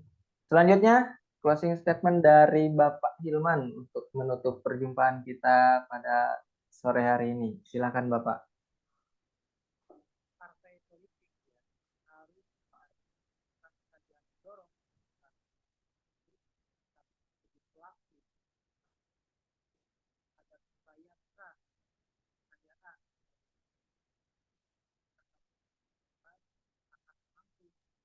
Ya, mohon maaf Bapak Hilman, suaranya tidak terdengar, Pak. Silakan suaranya. Ya, sekarang terdengar, Pak. Oke. Baik. Partai politik bukan saja harus mendorong keterbukaan informasi publik, tapi harus mampu menciptakan keterbukaan informasi publik di semua level, di semua tingkatan, agar supaya trust dari konstituen maupun juga masyarakat umum meningkat terhadap partai politik.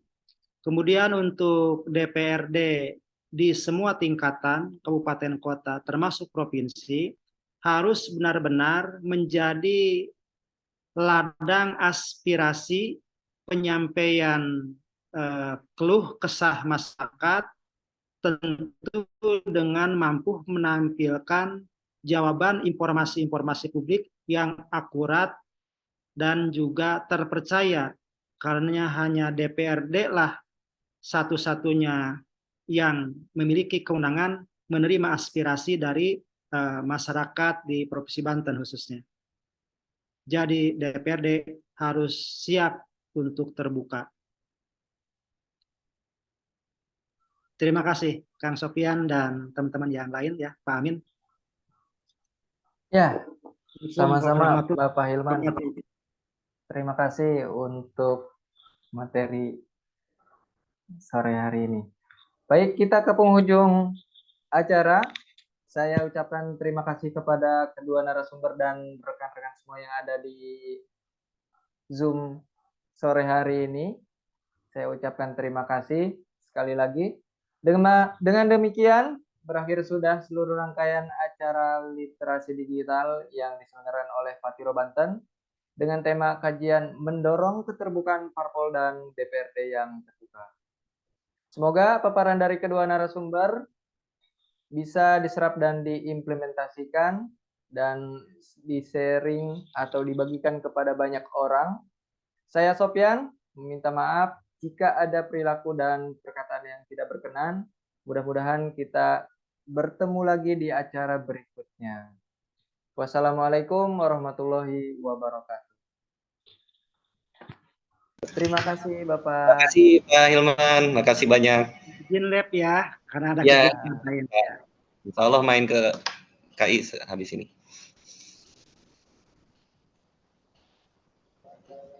Oke, live all.